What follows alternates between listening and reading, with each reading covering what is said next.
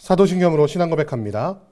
전능하사 천지를 만드신 하나님 아버지를 내가 믿사오며 그 외아들 우리 주 예수 그리스도를 믿사오니 이는 성령으로 잉태하사 동정녀 마리아에게 나시고 본디오 빌라도에게 고난을 받으사 십자가에 못 박혀 죽으시고 장사한 지 사흘 만에 죽은 자 가운데서 다시 살아나시며 하늘에 오르사 전능하신 하나님 우편에 앉아 계시다가 저리로서 산자와 죽은 자를 심판하러 오시리라. 성령을 믿사오며 거룩한 공회와 성도가 서로 교통하는 것과 죄를 사하여 주시는 것과 몸이 다시 사는 것과 영원히 사는 것을 믿사옵나이다. 아멘.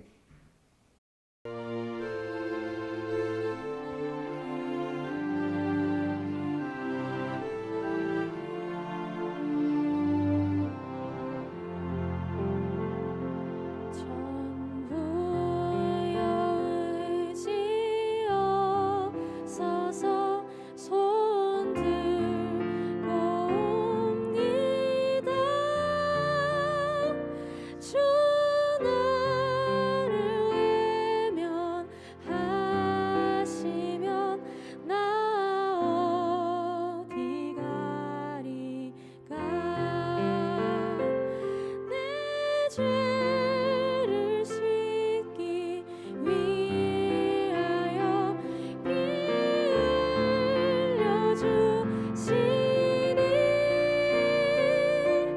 곧 회개하는 마음으로 주 앞에 옵니다. 전부터 계신 주께서 영축을 죄인을 보혈로 구해 주시니 그 사랑 아롭네. 내 죄를 씻기 위하여 피 흘려 주시니 곧 회개하는 마음으로 주 앞에 옵니다. 나의 의지함으로 큰 권능 받아서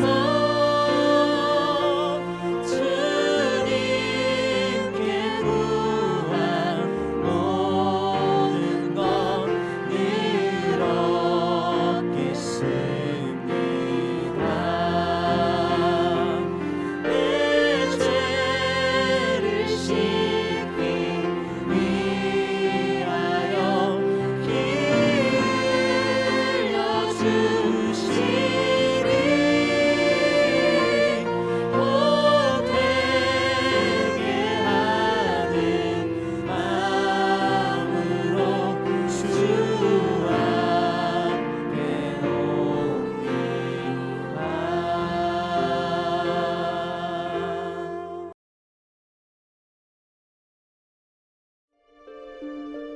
여호와께서 모세에게 말씀하여 이르시되 이스라엘 자손에게 말하여 이르라.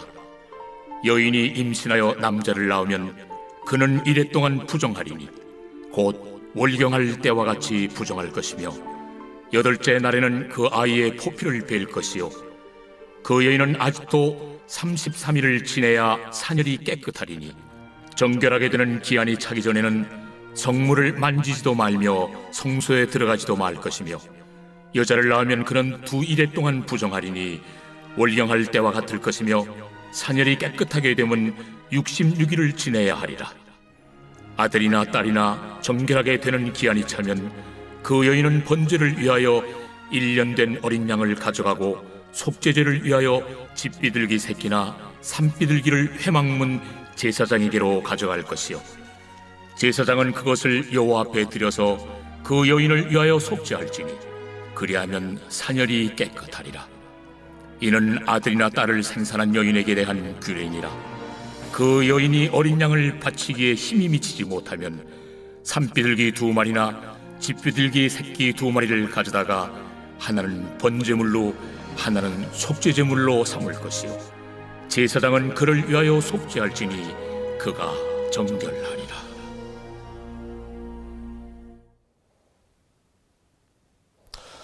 오늘 아침에는 레위기 12장 1절에서 8절 말씀을 가지고 생명 탄생을 향한 하나님의 뜻이라는 제목으로 하나님의 말씀 함께 나누도록 하겠습니다.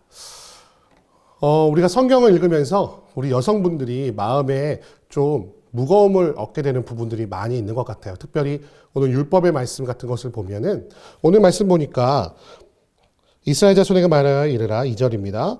여인이 임신하여 남자를 낳으면 그는 이래 동안 부정하리니 곧 월경할 때와 같이 부정할 것이다. 왜 생명 탄생이 부정한 것인가?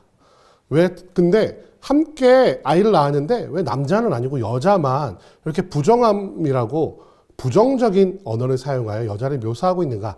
오늘 이 말씀을 통해 좀 마음에 걸림이 있는 분들이 많이 있을 것 같아요. 근데 이 부분뿐만이 아니라 성경을 보니까 숫자에 여성이 포함되지 않는 경우라던가 아니면 성경에서 여성이 교회에서 가르치는 것을 허락하지 않는다던가 이런 식으로 또 여성이 무슨 기업 모름같이 재산처럼 여겨져서 그냥 아이를 낳는 도구화 되고 있는 것은 아닌가 이런 모습을 바라보면서 굉장히 여성분들이 마음에 굉장히 거리낌이 있는 말씀이 기록되어 있는 분도 많아요. 그것을 보니까 그러면 성경이 하나님의 말씀 아닌가?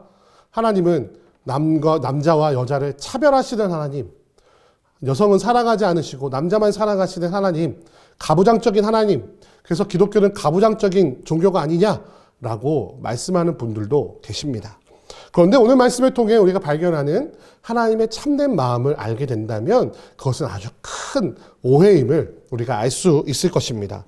오히려 성경은요, 하나님이 그 시대에 인권을 존중받지 못했던 여인들을 얼마나 사랑하시며 그들을 얼마나 소중하게 여기고 계신지에 대해서 잘 기록하고 있다는 것이에요. 오늘 본문 말씀은 아니지만 모세를 통해서 이혼의 율법을 주실 때 당시에는 이혼하면요 남자들이 그냥 여자들을요 그냥 내쫓았어요. 그러면 내쫓임 당하는 여자들은 어떻게 먹고 살 길이 없는 것이죠. 그런데 이혼 증서를 써주게 하여 재혼할 수 있도록 하는 율법을 주신 이유는요, 이혼 증서 쓰면 무조건 그냥 이혼해라 이 얘기가 아니고요, 이혼한 여성들이 그 시족 사회 안에서 보호받고 생명을 보존할 수 있는 길을 열어주는 방법이었다는 사실을 기억했으면 좋겠고요.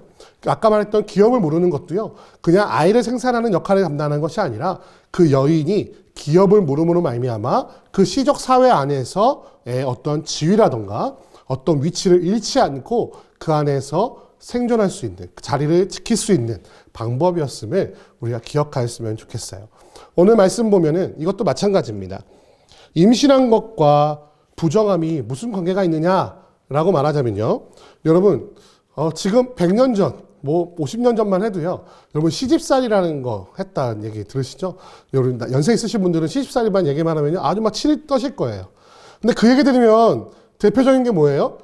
아이를 배 가지고 힘들어 죽겠는데 이제 출산이 얼마 남지 않았는데 저 밭에 나가서 일하라고 하는 거예요. 그래서 어떤 분들은 이런 분들도 계셨다고 그래요. 밥 매다가 아이 낳고 이렇게 자기가 다 처리한 다음에 또 밭에 가서 밥 맸다고 하는 이런 분들도 계시더라고요. 실제로 당시에도 여성 인권이 아주 존중되지 않았다 보니까 이 출산이 있음에도 불구하고 이 아이를 잉태해서 얼마나 힘들겠어요? 잉태하고 있는 중에서도 밖에 나가서 노동력을 착취당하는 경우가 굉장히 많았던 것 같아요. 실제로 그런 일들 굉장히 많이 있어서 임산부가 아이를 낳던 도중에 죽는 경우도 많이 있었고요. 그 생명을 보존하지 못하고 아이들도 굉장히 많은 확률로 죽게 되는 그런 경우가 많이 있었다는 것이죠. 근데 오늘 말씀에서 하나님께서는 생명을 낳은 뒤에는 아들을 낳으면 7일 동안, 딸을 낳으면 14일 동안 이 임산부가 몸을 추스르고 집 안에서 부정하기 때문에 이렇게 구별되어야 되거든요. 말하자면 격리되어야 되는데 격리되어서 다른 노동력을 착취당하지 않고 쉴 수 있는 길을 열어주셨다는 것이죠. 근데 그것을 왜 부정하다고 말했느냐? 이것은 여성을 무시하기 때문에, 여성을 미해서가 아니고요. 그 정함과 부정함의 기준이 지금 계속해서 피라고 하는, 생명이라고 하는 것을 기준으로 하고 있기 때문에 이 피가 흐른 것을 부정하다고 표현하고 있기 때문에 이 여성의 출산에서도 피가 많이 흐르잖아요. 그래서 그것을 부정하다고 말하면서 구별되어서 그 생명을 유지하고 또 쉴 수 있는, 노동력을 착취당하지 않을 수 있는 길을 열어주셨다는 것으로 오늘 말씀을 이해하시면 좋을 것 같아요. 그러면 아들은 왜 7일이고 딸은 14일이냐? 이거 말했을 때 그것은 이 태아의 생명조차도 귀히 여기시는 하나님의 뜻이 담겨져 있다고 우리가 볼 수가 있습니다.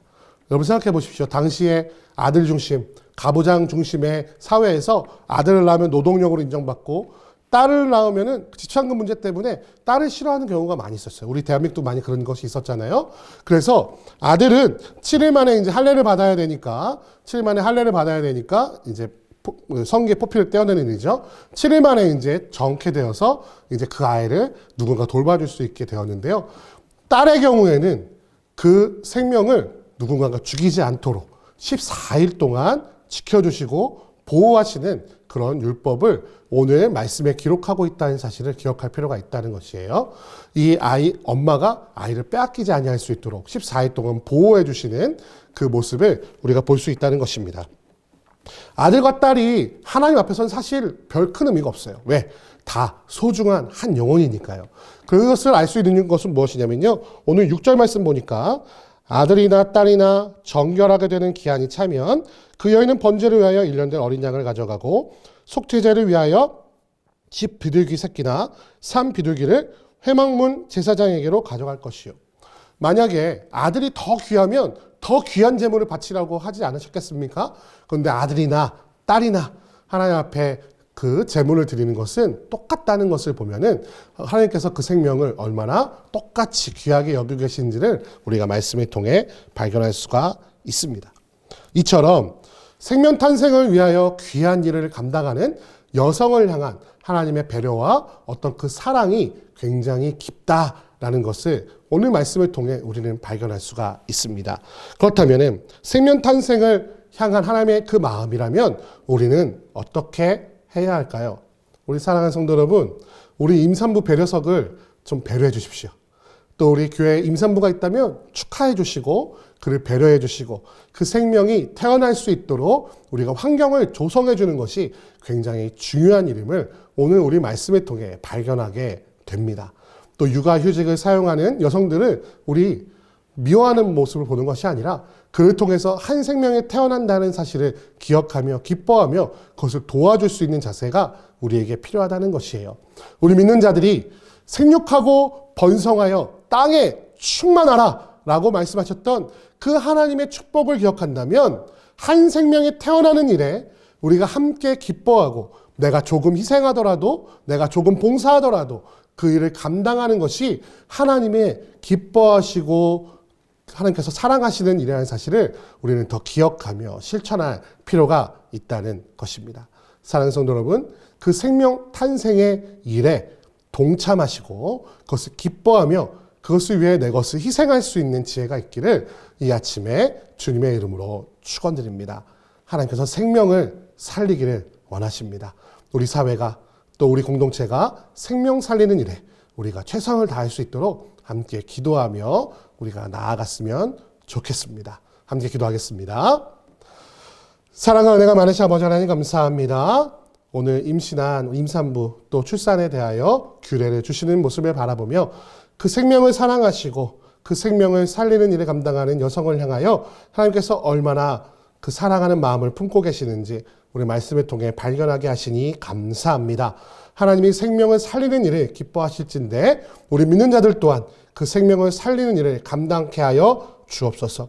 우리 사회가 또 우리 교회 공동체가 그 한 생명을 살리는 일에 동참하며 나의 마음을 드리며 물질을 드리며 아버지 하나님 내가 조금 희생하더라도 배려하고 그들을 섬기는 모든 주의 백성들이 될 수 있도록 주님께서 이 아침에 지혜를 허락하여 주옵소서. 함께 하시고 인도하실 것을 믿사오며 우리 주 예수 그리스도의 이름으로 기도드립니다. 아멘. 주기도문 하시겠습니다. 하늘에 계신 우리 아버지여, 이름이 거룩히 여김을 받으시오며 나라의 임하옵시며 뜻이 하늘에서 이룬 것 같이 땅에서도 이루어지이다. 오늘날 우리에게 일용할 양식을 주옵시고 우리가 우리에게 죄 지은 자를 사하여 준 것 같이 우리 죄를 사하여 주옵시고 우리를 시험에 들게 하지 마옵시고 다만 악에서 구하옵소서. 대개 나라와 권세와 영광이 아버지께 영원히 있사옵나이다. 아멘.